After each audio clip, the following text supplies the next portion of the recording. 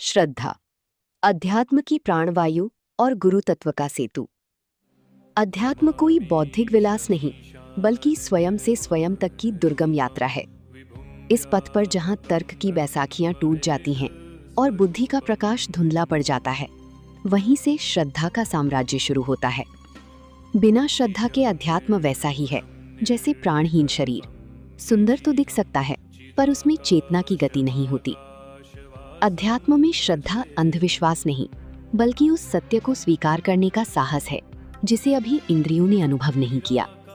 गीता में भगवान कृष्ण कहते हैं, श्रद्धावान लभते ज्ञानम तत्परः संयतीन्द्रियः।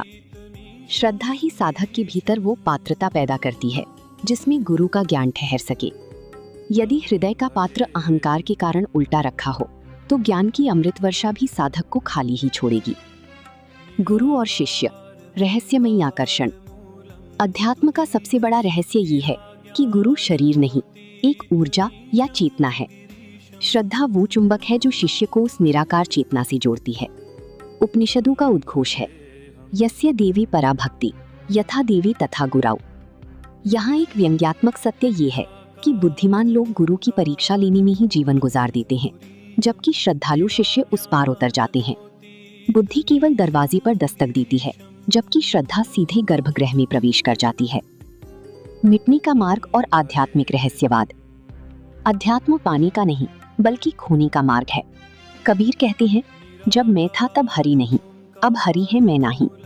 श्रद्धा वो रसायन है जो अहंकार के पत्थर को पिघलाकर भक्ति की सरिता बना देता है। रहस्य तो ये है कि गुरु आपसे वो छीन लेते हैं जो वास्तव में आपका है ही नहीं, आपका अज्ञान और संकुचित व्यक्तित्व। इस छीना झपटी में केवल श्रद्धा ही शिष्य को गुरु के पास टिकी रहने का बल देती है। श्रद्धा का अभाव, आधुनिक विडंबना। आज अध्यात्म मात्र सूचना बनकर रह गया है।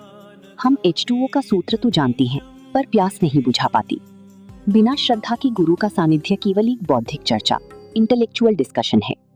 महर्षि पतंजलि ने श्रद्धा वीर्य स्मृति समाधि के क्रम में श्रद्धा को प्रथम सोपान माना है। श्रद्धा के बिना ऊर्जा, वीर्य नहीं आती, और ऊर्जा के बिना समाधि असंभव है। श्रद्धा ही वो बीज है जिससे अध्यात्म का वट वृक्ष जन्म लेता है। यदि बीज ही नहीं, तो छाया और फल की कल्पना व्यर्थ है। संकलन, कर्ता राजकुमार, सचिव, विश्व समन्वय संघ।